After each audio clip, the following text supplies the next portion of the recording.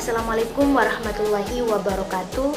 Perkenalkan, nama saya Hairunisa, mahasiswa program studi pendidikan sejarah. Di sini saya akan menjelaskan mengenai teknik pengambilan sampel dari Proportional Stratigraphy Random Sampling. Yang dimana yang pertama kita harus mengetahui dulu apa itu pengertian dari Proportional Stratigraphy Random Sampling. Yang dimana Proportional Stratigraphy Random Sampling adalah pengambilan sampel dari anggota populasi secara acak dan berstrata secara proporsional, yang dimana dilakukan sampling ini apabila anggota populasinya atau heterogennya tidak sejenis. Proportional Stratigraphy Random Sampling ini dilakukan apabila dengan cara membuat lapisan-lapisan strata, kemudian dari setiap lapisan diambil sejumlah subjek secara acak. Jumlah subjek dari setiap lapisan atau strata adalah sampel penelitian. Proportional Stratigraphy Random Sampling ini juga dikenal dengan sampling acak dengan stratifikasi. Dalam teknik ini, populasi biasanya digolongkan menurut ciri-ciri tertentu dan sesuai dengan keperluan penelitian. Penggolongan itulah yang disebut dengan stratifikasi. Biasanya penggolongan dilakukan menurut jenis kelamin, pendidikan, dan lain-lain. Selain itu, penelitian sampel di setiap kelompok akan dilakukan secara acak. Adapun kelemahan dari teknik ini adalah di mana semakin banyak ciri-ciri yang dimasukkan sebagai dasar stratifikasi, maka makin sedikit jumlah sampel dalam tiap subkategori.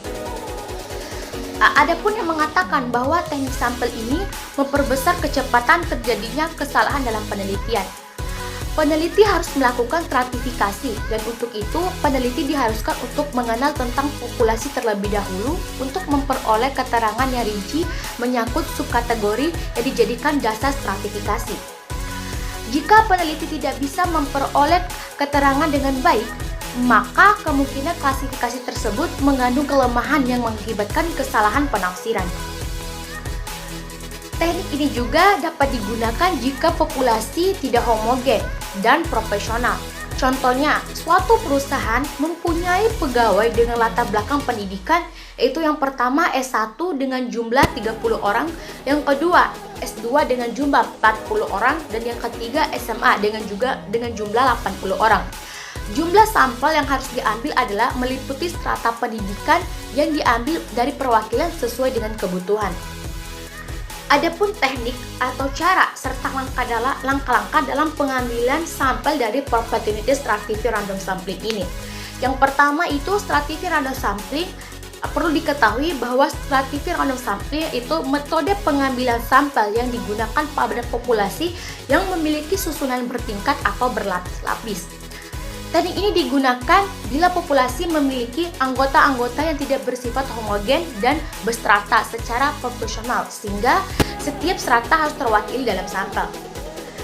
Adapun langkah-langkah dalam pengambilan sampelnya, yang pertama itu tentukan populasi dan daftar anggota populasi.